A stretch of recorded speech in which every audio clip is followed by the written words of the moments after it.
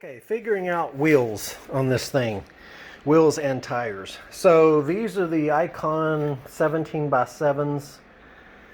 I think the overall tire and wheel diameter of this thing's like 25.5 inches.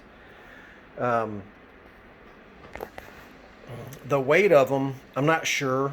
I don't have a wheel off or the tire off the wheel to be able to measure them. Yeah, I think by my high-tech drawing here, of course front and rear it's the same. 17 by 7, overall diameter is 25.5, and then their 40 millimeter offset, at least I think that's what it is based on the number stamping inside the wheel. And then it's got 5 3/8 inch back spacing is what I measured. These other wheels that I have, these are the NK RP01. Now, they don't sell these anymore. They haven't for a very long time. I think now they have the RPF1, something like that. But it's a 5-spoke. It was meant, you can see the number of lug holes there. It was meant for several kinds of vehicles. 4x100 is what I have, and that's what this fits. So it fits. The wheel itself weighs only 14.3 pounds. So it's pretty light, and I think the offset from the embossment inside is 38 millimeters. I didn't measure backspace on it. It's about, no, I'm sorry, I did. It's the same as the 17 by 7 Icon wheel. So this is 15 by 7. The Icon is 17 by 7. I would use the heck out of these wheels, 100%. I would just have them refinished. They have a little bit of curb rash. There's one of them that have like a small divot right here. They're not bent or anything like that. They can be balanced out and stuff. I would just have them refinished like I did my Viper wheels and clean them up. But they're 15 by 7. I want 15 by 8. Thus, I can't use these wheels. I've had a friend of mine put these up on the Honda Civic forum, and I think they actually run on a Miata too. So I figure the Miatas and people like that, especially the Hondas, maybe they want a smaller, lightweight wheel. It is only 15 by 7. So, and if you're measuring wheels, and if you don't know, 15 by 7 is the measure from here to here, not here to here. Otherwise, if you measured that, you'd say, oh, these are 15 by 8. But no, they're 15 by 7s. So, but yeah, I love these wheels. They're lightweight. I've held on to them for a very long time, not knowing when or if I'd ever use them. Yeah, even though I may still not have any traction issues because of the way the boost comes on and so forth, I want the smaller diameter now because I realize I want that to get the RPMs up in the higher RPMs faster. And by going with a smaller and overall tire and wheel diameter drop, it's going to help me with gearing and stuff. So, but yeah, so these are 15 inch. The other ones are 17 inch. So what does that mean I got to do? Well, I've wanted, and I've showed you a picture in the past of buying some 15 by 8s, and I did, but they're steel. I thought I could get them as low as 15 pounds, but these end up being actually 16 pounds, but I'll show you those. All right, so these are the 15 by 8s. They're from a company called Bassett, and they're called the D-Hole Lightweights. And for being a steel wheel and only measuring 16 pounds, I guess that's pretty good.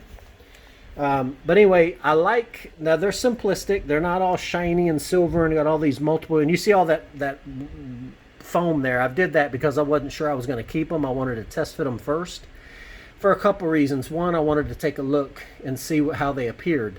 Now that Bassett, that's just a sticker. I can peel that off, and I will. I like the red line around, and they are a bright finish. I say bright. A gloss finish steel wheel, black. You can get them in chrome or silver. Silver is the same price as the black, but the chrome is about $20 to $30 more. And plus chrome, as you probably know, chrome over time will fail, cause tires to leak around the bead. To get them re-chromed, they're expensive. It's not worth it in my mind. And if I don't like this color, I could always send them off to the wheel guys and have them do like the color I have for my Viper wheels if I want. but black's fine for now. I don't intend to keep this color on this car. I'm getting sold more and more on the kind of burnt orange that some Honda Civics had. Some of the Corvettes look good. But the whole reason I'm going with 15 by 8, now these have a 3-inch backspace, so they stick out pretty far. I wanted to test fit them on here and then turn the wheels all the way over to one side. And so if I do that, I'm checking if there's any interference with this lip kit. And I'm imagining at least a 2-inch tire on there. And as you can see at the farthest travel, it's well away. And keep in mind, this is suspended in the air. So as it drops, it'll come up higher in this arch area, and it ought to give it a little bit more clearance. So measuring this thing, of course, the other concern then becomes, obviously with a 15-inch wheel, you figure add 2 inches of tire, 18-inch overall diameter. That's down what, 6, 7 inches of the overall tire diameter that I have now with the 17 by 7s. That's going to help me lower the car if I want, and I will.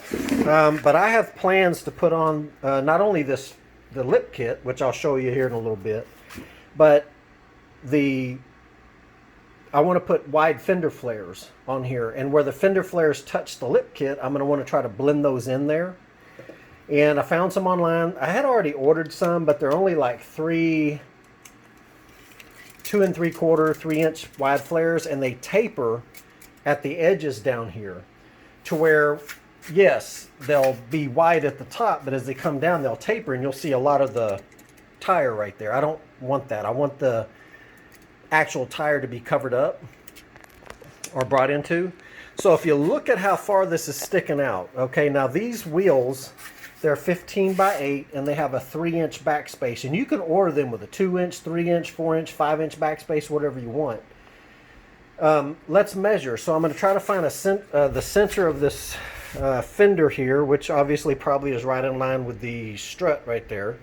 So if we stick our tape here, and then we come over here on top,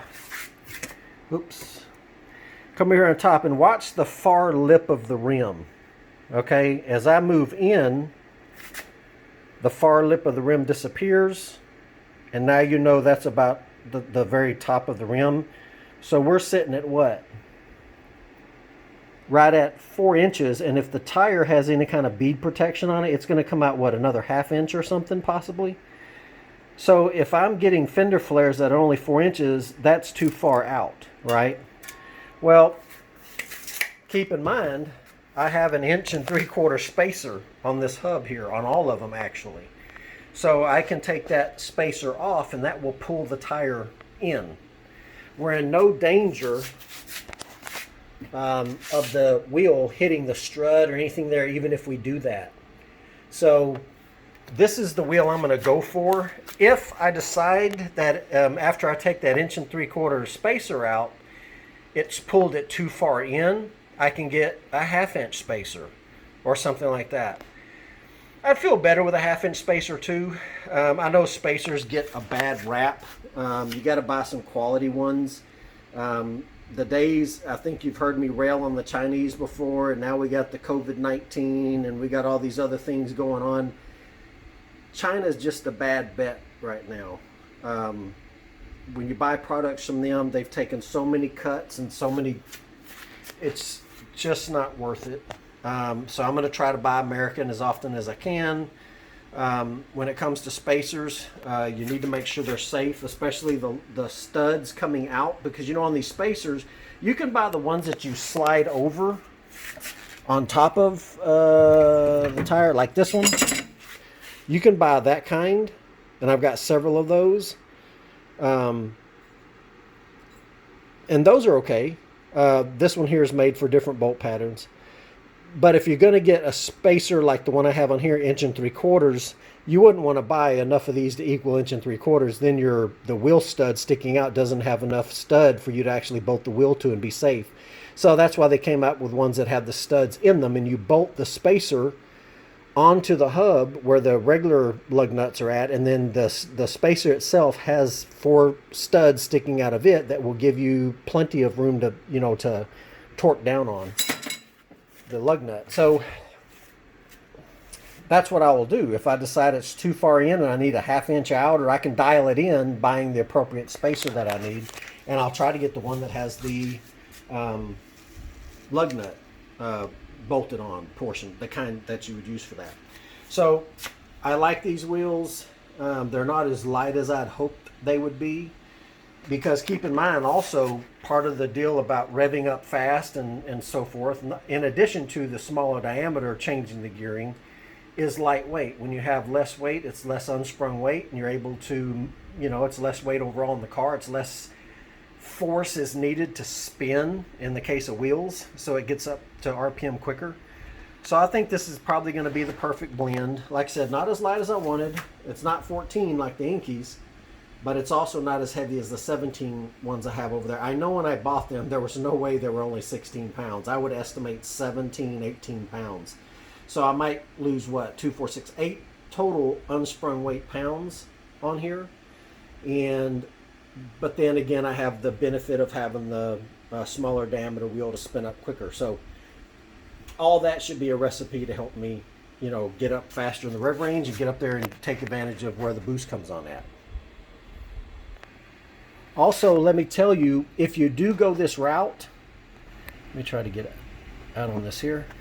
When you have these balanced at a tire shop, make sure that their balancer has the type of balancing tool that will actually stick into each one of these wheel holes. They can't be balanced otherwise. These are off of IMSA cars, IMCA. It's a class of racing.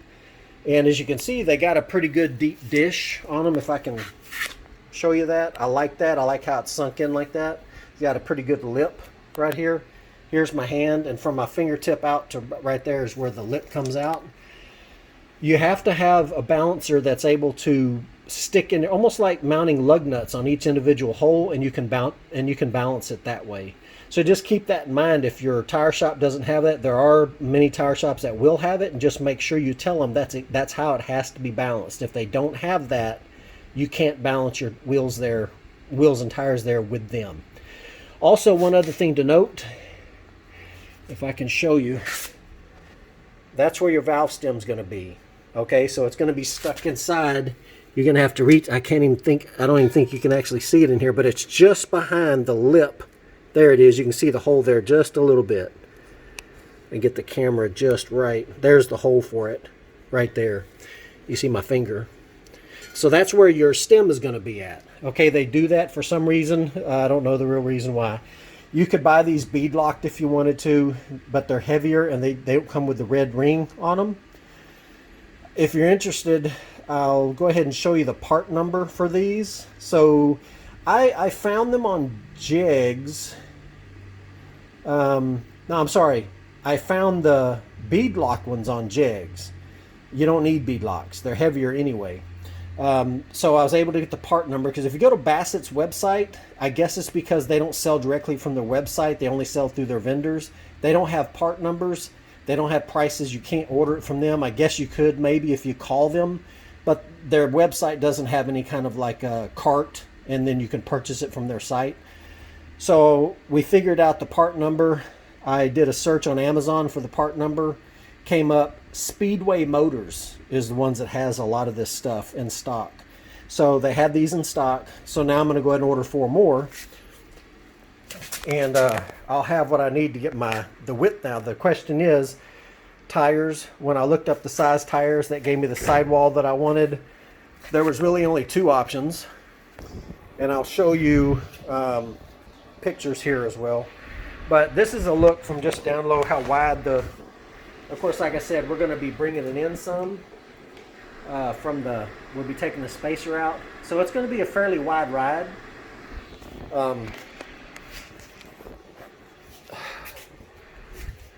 But yeah, I mean, it's out there pretty good. Now, obviously, when it comes to it, I can only go down so far because if I hit a bump or something and it comes up and it engages this here, I'm going to have to play with how low I want it. And of course, keeping in mind I have pipes up underneath the car. If I ever high center something on the road, a dog or a piece of trash or a tire alligator that's been laid out there, it's going to pull some piping.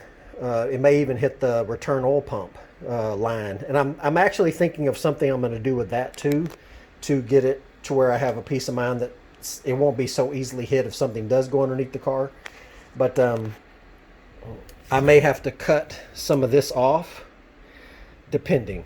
I may not. What happens is these flares, and I'll show you this one that I'm not going to use. And you see, this is the flare I'm not going to use. I'll try to get this centered on the deal here. But you see, if I put it right on the lip here, just enough to get it mounted up like it should,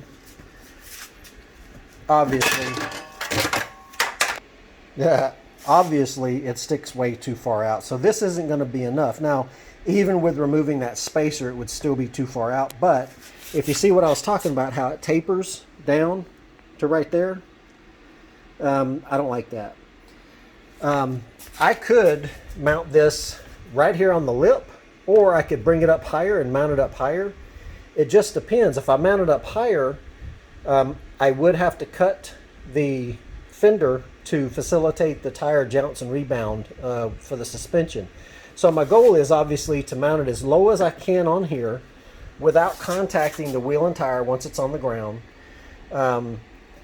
and without cutting the fender. And like I said, I am going to be kind of limited on how low I go because of the piping and such that's underneath there.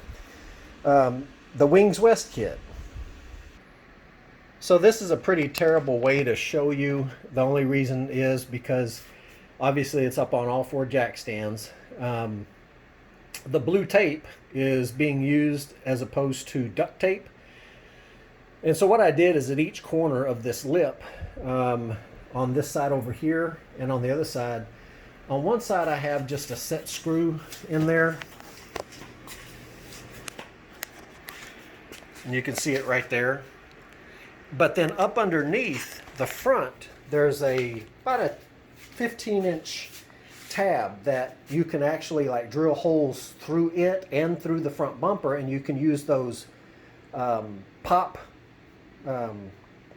fasteners that you have a lot on like the undercar plastics. You'll have some pop where it holds in the fender liners and stuff like that. You know what I'm talking about. They would normally go in holes like that. And I've secured it on the bottom there, secured it on both ends with the screws. And then of course, the reason I have the blue tape on here is all along this edge here is that red 3M tape. I don't want to pull it yet and stick it on here for two reasons. One, I still have some old duct tape residue that I was using when I test fit this thing to begin with about 1.5 years ago. And I use a product called Goo Gone, a product called Goof Off. Some of it was very hard to get off, even with those agents helping me get it off. But so it's mounted up there with the blue tape to help keep it from sagging or putting stress on the other connection points. And what I'll do at this point, once I get satisfied with how it's sitting and stuff like that, I'll mark it. It's already got the holes for everything else, for the pop inserts and all that. I'll take it off, and at that point I should be ready to paint the car, and then I'll take the body kit in separate, have them paint that off the car, so everything underneath the body kit will get painted. So you've got that. The side skirts, same thing. I got the one screw there with a fast nut behind it, and then up underneath, about right there, I have some self-tapping sheet metal screws going through the black into the body, because I tried to do the same way with the two-piece, what are they called? Fasteners. Let's just say that's what they are. But you can get through the body kit, you can get through the panel of the car, but then there's metal behind there, and these fasteners are only so long. They're good for joining two thinner pieces of plastic together, because it's almost like using a wall anchor.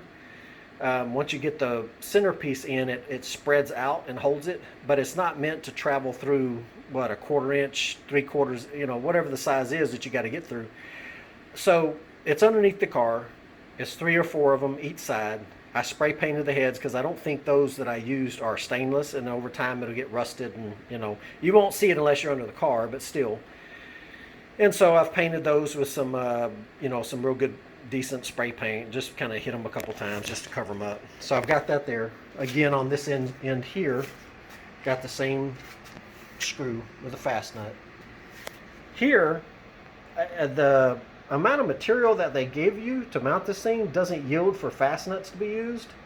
So I've just got a couple of these are like factory screws, top and bottom. And then again, using the tape here, same thing up underneath the bottom here. It's going to have, it does have, I've already put them in, those same 2-piece panel fasteners. I think 4 of them back here. So it's held on nice and tight. I probably don't even need the blue tape on there. But when I was doing this, I started with the back bumper first. And I was trying to get the kit aligned to the dual exhaust tips.